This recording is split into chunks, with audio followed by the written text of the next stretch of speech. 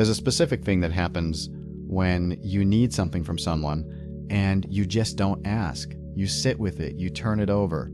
You think about how you'd even bring it up, what words you'd use, how they might respond. And at some point in that process, you just quietly decide it's not worth it, and you move on and handle it yourself. Or you don't handle it at all, and the whole thing took 10 minutes of your mental energy when the actual ask would have taken 30 seconds. Most people know this feeling. Most people do some version of it, but I don't think most people have really looked at what's actually happening when they go through that process, what the calculation is, and where it came from, and why it's so automatic that you barely notice you're doing it. Because it is a calculation. Before you ask someone for something, almost without noticing, you're running through a whole set of questions. Is this too much to put on someone? Am I going to come across as needy? Can I just figure this out myself? What do I owe them after this? Is what I need even worth the awkwardness of asking for it? And that whole process takes real time and real energy, and by the time you've finished it, you've either talked yourself out of asking entirely, or you've watered the ask down so much that you don't actually get what you needed anyway. You ask for a smaller version of the thing, the version that feels acceptable, the version you've pre-approved as not being too much. And then you wonder why you still feel slightly unsupported, why the conversation happened and something was said, and you're still sitting with the original thing unresolved.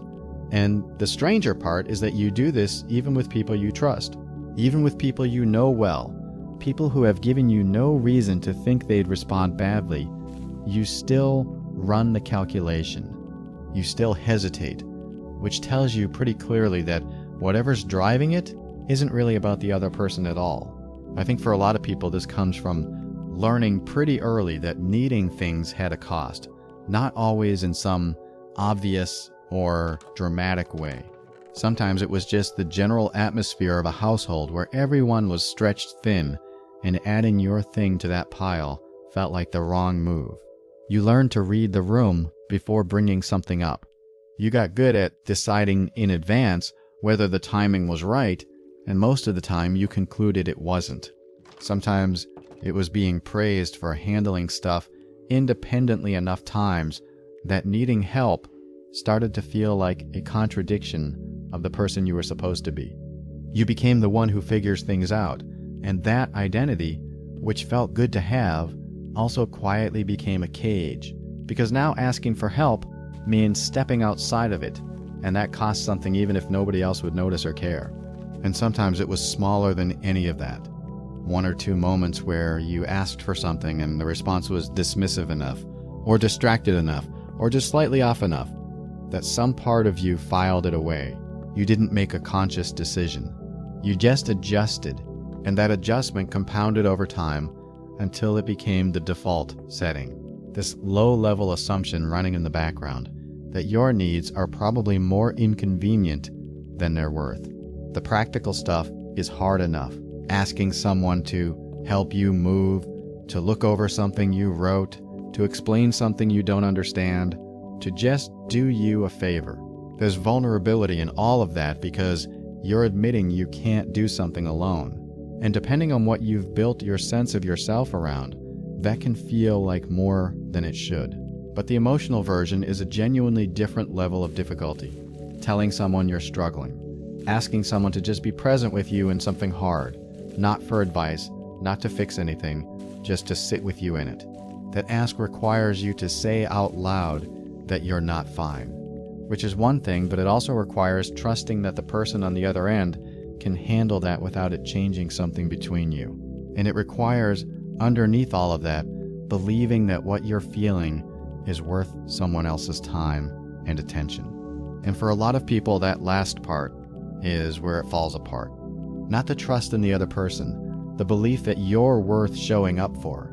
And so you end up doing this thing where you're struggling, and someone who cares about you is right there, and you just don't tell them. You say you're fine, or you say you're tired, or you give them enough that they stop asking without giving them the real thing, and then you handle it alone. And from the outside, everything looks okay, and nobody knows you needed anything because you were careful to make sure they wouldn't. And You do that enough times, and something starts to calcify. You get very good at being self-sufficient in a way that looks like strength, but is actually just a very practiced form of keeping people at a distance, without technically pushing them away.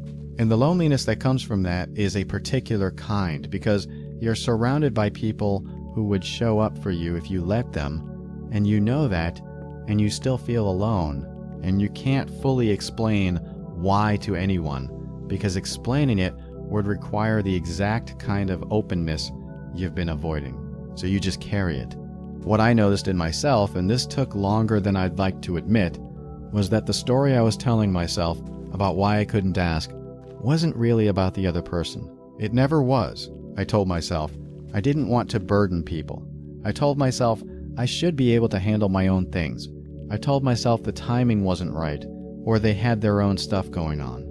And all of those things might have been partially true in any given moment, but none of them were the actual reason. The actual reason was this older, quieter assumption that my needs were an imposition, that asking for something meant taking something, that the people around me were doing me a favor by tolerating me, and that pushing that further by actually needing something from them was a risk I didn't want to take. And when I started to see that clearly, it didn't immediately fix anything. It's not like recognizing the pattern dissolves it. You can see exactly what you're doing and still do it. But something does shift when you catch yourself mid-process and can at least name what's happening. When you notice you're running the calculation and you can ask yourself whether the thing you're about to decide is actually true or whether it's just old. Whether this specific person in this specific moment would actually respond the way that old assumption says they would. And sometimes the answer is that the assumption was wrong. Sometimes you ask the thing and nothing bad happens, and the person was glad you told them, and you feel slightly lighter than you did before.